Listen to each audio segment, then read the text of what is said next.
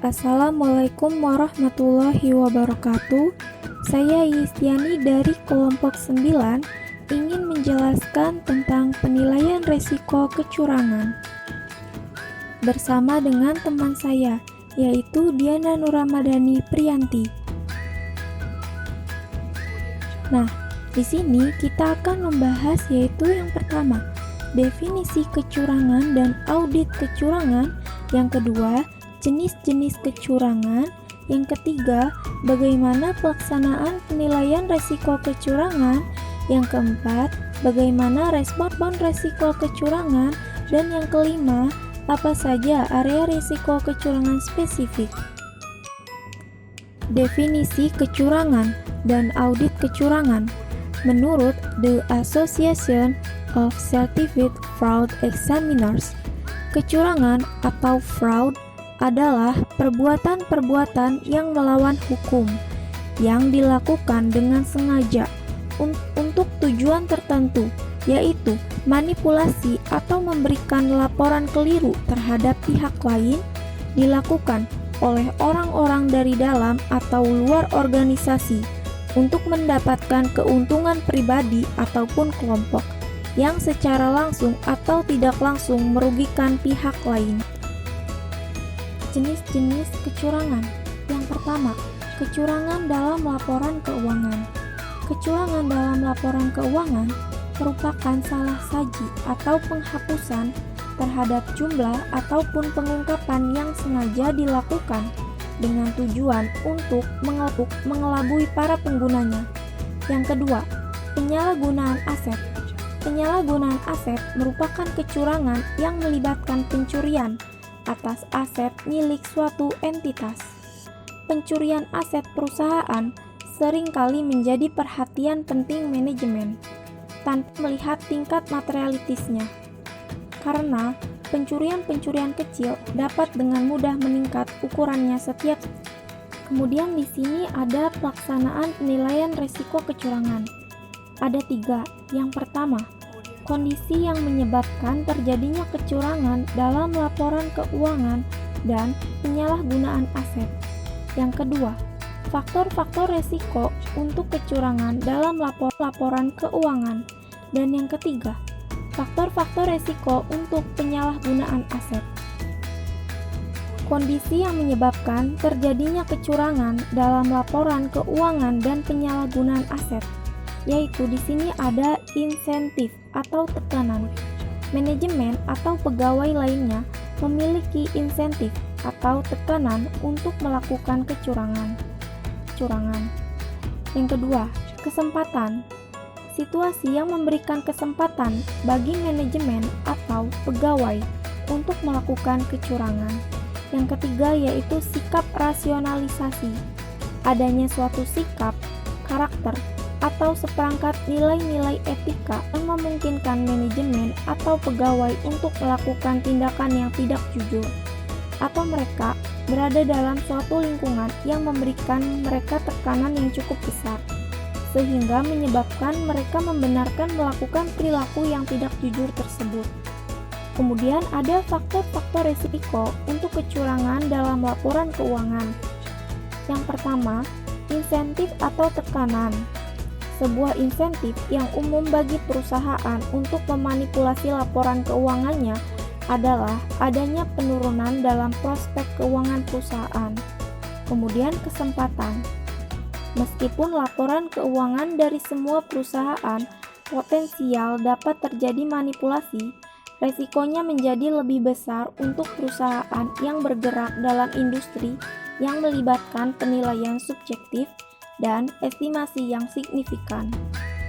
Kemudian ada sikap atau rasionalisasi. Sikap manajemen puncak terhadap laporan keuangan merupakan faktor risiko penting dalam menilai kemungkinan adanya kecurangan dalam laporan keuangan. Yang terakhir yaitu faktor-faktor risiko untuk penyalahgunaan aset. Di sini ada insentif atau tekanan. Tekanan keuangan merupakan insentif umum bagi pegawai yang menyalahgunakan aset. Pegawai yang memiliki utang yang sangat besar atau mereka yang terlibat dalam masalah kecanduan narkotika dan perjudian dapat mencuri untuk memenuhi kebutuhan pribadi mereka. Kemudian ada kesempatan. Kesempatan untuk melakukan pencurian ada pada semua perusahaan. Namun, kesempatan tersebut lebih besar pada perusahaan yang akses terhadap kasnya sangat mudah, atau pada perusahaan yang memiliki persediaan atau aset berharga lainnya, khususnya jika ukuran aset tersebut kecil dan mudah dipindah-pindahkan.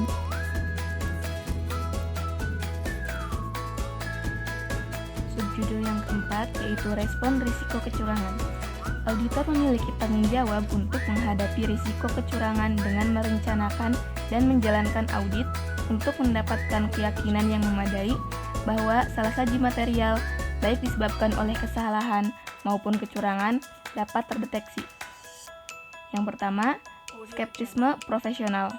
Dalam praktiknya, menjaga skeptisme profesional dapat menjadi sulit, karena meskipun terdapat beberapa contoh kasus kecurangan dalam laporan keuangan tingkat tinggi, kecurangan material jarang terjadi dibandingkan dengan jumlah audit atas laporan keuangan yang dilakukan setiap tahun. Yang kedua, berpikir kritis. Selama merencanakan audit dalam setiap pengauditan, tim kerja harus membahas kebutuhan untuk menjaga pikiran kritis di sepanjang pengauditan untuk mengidentifikasi risiko-risiko kecurangan dan secara kritis mengevaluasi bukti-bukti audit. Yang ketiga, evaluasi kritis atas bukti audit. Auditor harus berhati-hati untuk tidak membenarkan atau mengasumsikan suatu salah saji merupakan suatu insiden yang terpisah. Sebagai contoh, katakanlah seorang auditor menemukan adanya penjualan di tahun berjalan yang seharusnya secara tepat diakui sebagai penjualan pada tahun berikutnya. Auditor harus mengevaluasi alasan salah saji tersebut, menentukan apakah hal tersebut disengaja atau tidak, dan mempertimbangkan apakah salah saji lainnya mungkin juga telah terjadi. Di sini ada area risiko kecurangan, yaitu yang pertama, risiko kecurangan dalam pendapatan dan piutang dagang. Yang kedua, risiko kecurangan dalam persediaan. Yang ketiga, risiko kecurangan dalam akun pembelian. Dan yang keempat, bagian-bagian risiko kecurangan lainnya. Subjudul yang kelima yaitu area risiko kecurangan spesifik. Area risiko kecurangan spesifik terbagi dalam 4 bagian. Pertama, risiko kecurangan dalam pendapatan dan piutang dagang. Contoh dari kecurangan tersebut seperti 1. Risiko kecurangan dalam laporan keuangan untuk akun pendapatan, seperti pendapatan fiktif, pengakuan pendapatan yang prematur, dan manipulasi penyesuaian pendapatan. 2. Tanda-tanda peringatan kecurangan dalam pendapatan, seperti prosedur analitis, ketidakcocokan dokumen, dan tanda-tanda peringatan penyalahgunaan pendapatan dan penerimaan kas. Selanjutnya, area risiko kecurangan spesifik yang kedua yaitu risiko kecurangan dalam persediaan. 1. Risiko kecurangan laporan keuangan untuk persediaan. 2. Tanda-tanda peringatan untuk kecurangan dalam persediaan, seperti prosedur analitis. Area risiko kecurangan spesifik yang ketiga yaitu risiko kecurangan pada akun pembelian. 1. Risiko kecurangan laporan keuangan untuk akun piutang dan dagang. 2. Penyalahgunaan dalam siklus pelaporan dan pembayaran. Selanjutnya, area risiko kecurangan spesifik yang keempat atau yang terakhir yaitu bagian-bagian risiko kecurangan lainnya, seperti aset tetap, beban gaji. Sekian pemaparan tentang penilaian risiko kecurangan. Kurang lebihnya mohon maaf. Terima kasih sudah menonton dan semoga bermanfaat.